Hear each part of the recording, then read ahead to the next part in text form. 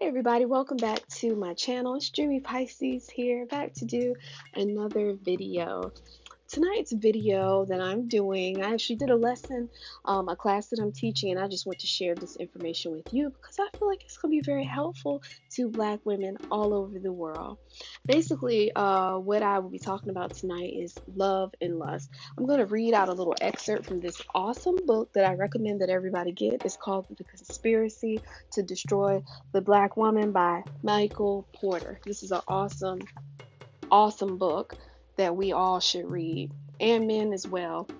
So basically, I'm going to be reading a selection out of, it's part 2 of the book. Chapter 5 is called Love or Lust. Western ideology and practice have marketed, socialized, programmed, politicized, and otherwise condemned women to be the receptacles of the most base male habits. In other words, a woman is worthwhile only to the degree that she's being lusted after. A woman that does not attract male lust is theoretically punished by ostracization. The white male power holders have made all of society an auction block for the women of the world. An auction block where females must exhibit their bodies for entertainment of men in submission to the highest bidder. So basically, just a disclaimer, the things that I'm going to speak about in this video, they may affect you, they might not affect you. It just depends on where you are in your life. You may know someone that has experienced some of these scenarios, or you may not. This might be the first time that you're hearing this information, but just keep an open mind. And you know how people say don't take it personal? I just want to actually say please take it personal, because the things that I am going to be discussing is an epidemic that's affecting Black women all over the planet. So this is a epidemic, a global epidemic that's affecting all of us. So first, point number 1, the author is basically stating that Western ideology / white supremacy has socialized, and it has programmed us as Black women to be the receptacles of the most base male habits. So I decided to look up what is a receptacle. One second. Yes, Chase? Where? Go get a paper towel and just put it up there. Close my door. Okay, so what is a receptacle? A receptacle is a holding container. A receptacle is a trash can, okay? So we basically become the dumping ground for white supremacy, and in turn, our Black men, they take on the actions and the thoughts and everything of white supremacy, so they become our oppressors in essence through all of this social conditioning. We're all socially programmed. So let's just talk about the most base male habits. What are some of those basic male habits that we as women become the holding tanks, the receptacles, the trash cans of those habits? Basically, number 1, first thing is sex, of course. Societal men, they expect us as women to provide their sexual needs, their urges, and basically make all their fantasies come true. Food. I decided to choose food because sometimes in relationships, men can be very demanding because, they got to eat. They got big appetites and they want the woman to be in the kitchen. They want her to cook, and they demand to be fed. And sometimes they can do it with a very nasty attitude because they feel like, they basically want to be treated like a king, but they don't act like a king. Another one of their male habits is their ego and their arrogance. A lot of men, they expect women to stroke their ego without challenging them. So if they're like a very negative person, you try to challenge them, you're going to be met with a lot of ego, a lot of resistance, a lot of force, and maybe even some verbal abuse with very egotistical men that are working in their lower self. A lot of men deal with insecurities, but we end up being their dumping ground, their receptacles, because they have all of these insecurities from childhood, mommy daddy issues, ex-girlfriend when they were 15 that broke their heart issues, all of that stuff. They bring all of that into the relationship with the woman. They dump it at her feet and they make it feel like it's her fault. Like these issues just arrived. These issues have been here for a long, long, long time. Okay. Now, point two that Michael Porter spoke about, and he said that black women are only worthwhile to the degree of being lusted after. And we really have to look at that. We really have to look at that. The black woman is only a man's fantasy. However, they're not really, black women are not put out there as being the wife. The black woman is not put out as like, ooh, we want to hold on to her. The black woman nowadays is just this piece of meat. She's someone that has a big booty, or big breast, or she looks really, really good in her clothes. She's got the weave, the hair, and all of those things. It's just something to be lusted after, but it's not like I'm gonna wife her and turn her into a wife, because she's just this piece of meat, basically. However, we're presented with images of white women where they are perceived as being classy, or they're regal and desirable. These are the programming tools that have been used against us. You can see how they're going to show the white woman what light she's going to be put in, and the black woman what light she's going to be put in. Totally different. Black women are looked at for sexual reasons. Listen to all the songs out there. I can take it back to an old song that's like, yes. Since you said that, there's no paper towel. Get a piece of tissue out the bathroom, please. Close my door. Listen to some old lyrics, very popular lyrics. She's a bitch, she's a hoe, she's a freak. You know, every song, every movie script that has a black woman in it, she's in some sort of a sexual position. She's, or either she's very ratchet in her actions.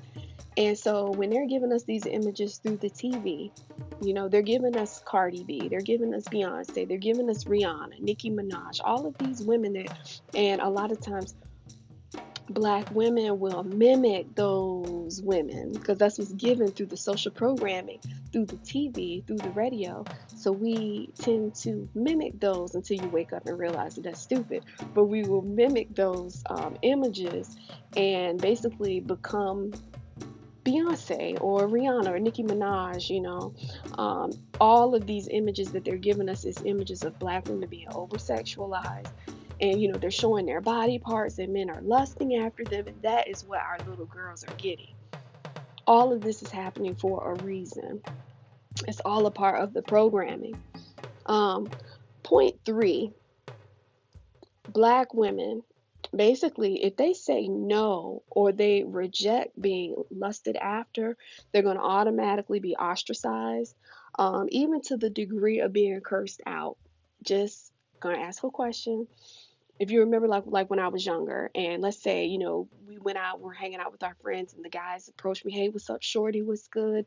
And if, I rejected that, I'm not interested or whatever, I just got a bad vibe, they'd be like, well, F you then.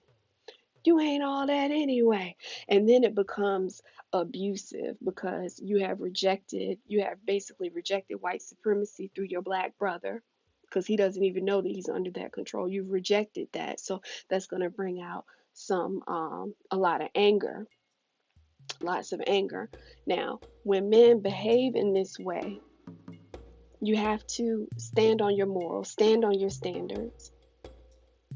Know that you haven't done anything wrong to this man. He is just basically dealing in his lower self, in his lower carnal self. But you have to continue to guard yourself against people like this, to stay away from these disrespectful types of men.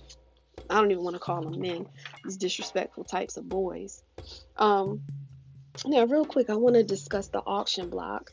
It's basically saying that white supremacy has put all people on the auction block, but more importantly, the black woman has been put on the auction block. So, and a black woman is on the auction block now purposely. She willingly gets on the auction block, and she's being bidded off to the highest bidder. Who has the bigger salary? Who has the nicer car? Who has the bigger house? Who has the bigger penis? She is willingly auctioning herself off. Now, of course, we know the origin of the auction block came from slavery. So in 2018, we are still doing these behaviors, except now we willingly put ourselves up there. We don't have to have masters telling us to get up on the auction block. We get up there.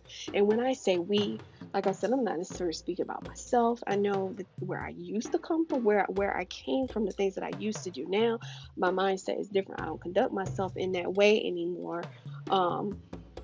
Don't conduct myself in that way anymore, but I still know that there are a lot of women out there that are still conducting themselves in that way because they have a lack of information. Because if they had more information, they would not conduct themselves this way. I need you to step out, please, because mom is talking about some.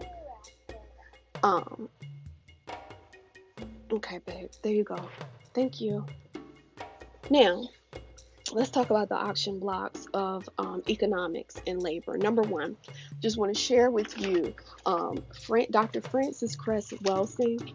She said that we are being attacked in different areas of people activity: economics, education, labor, law, politics, religion, sex, war, and entertainment. Okay, so just real quick.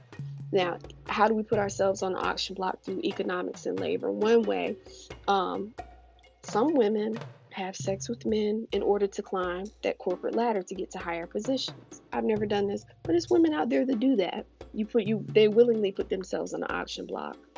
Um, when we take on these jobs, we are exchanging hours for pay to build someone else's empire. We willingly put ourselves on the auction block. Now, in relationships, a woman will make herself available to a man that has the nice house, the car, the money, and when she comes across a man that has all of these materialistic things, she really feels like she has hit the jackpot. She's got the winner. So when she finds the jackpot, she's willing to put herself in compromising positions. She's willing to make herself, allow herself to be abused because she's being paid very, very well. Make sure you're not one of those women that's just being paid very well. You have to have higher self-esteem, self-respect. Now, in the educational realm, how do we put ourselves in the auction block? Number one, we become a debt slave. We become a debt slave by taking part in these educational systems. I'm not saying don't go to school. I'm not saying don't go to college. Okay, I've been to college too. But we have to understand that as we are putting ourselves in this debt position, we're putting the shackles on our arm of debt when we get these student loans. So, I feel like we really need to understand what we're doing. Is this something that we want to do? If you realize that you're getting into this debt, this is really something that are deciding to do, go ahead and do what you got to do. But just realize that us joining with these universities and everything, we are supporting white supremacists because they're getting rich off of us. So we're willingly, again, stepping on the auction block.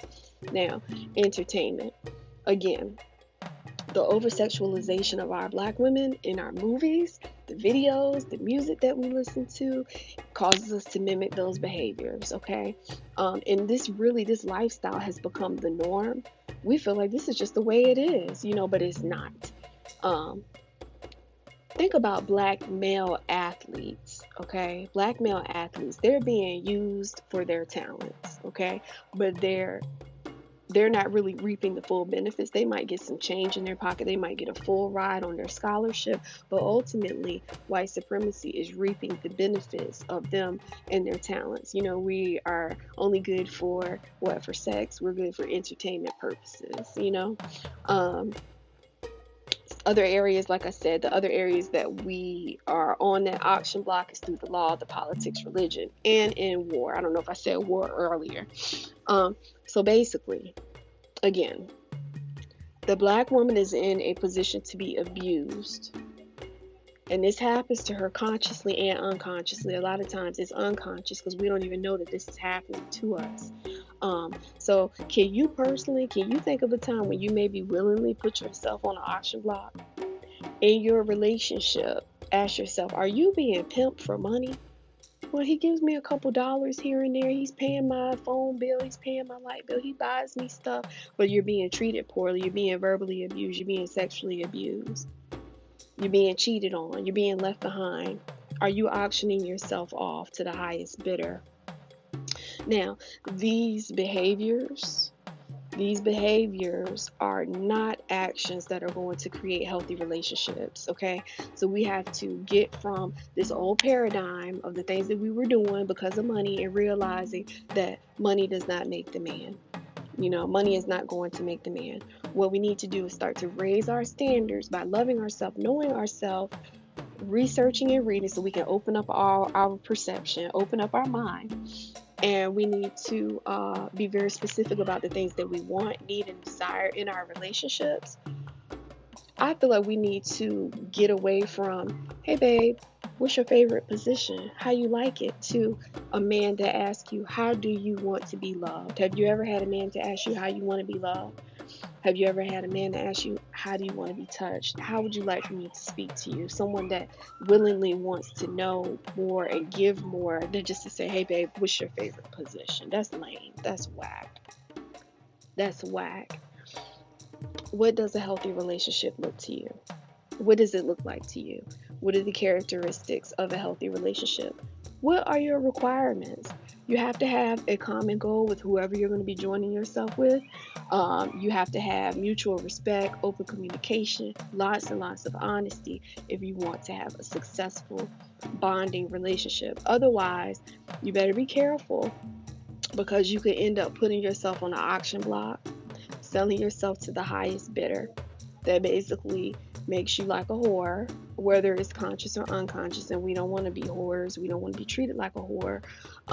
So we got to flip this and we got to raise our standard, raise our vibration, think a little bit deeper, love ourselves a little bit more. Things that can help us along the way is cracking open some really good books to expand our thought process so that we can stop this abuse that's happening to Black women and share love, love ourselves and share love. So that's it for my video tonight. I hope you have enjoyed this. Please feel free to leave a comment below, add to it, or leave a question, whatever. Of course, like, subscribe, and share this video if it has been helpful to you. Thank you so much for stopping by my channel. I'm on Instagram, Dreamy Pisces 80, if you're interested in looking at some beautiful beaded jewelry. So until next time, thank you so much for coming by. Peace.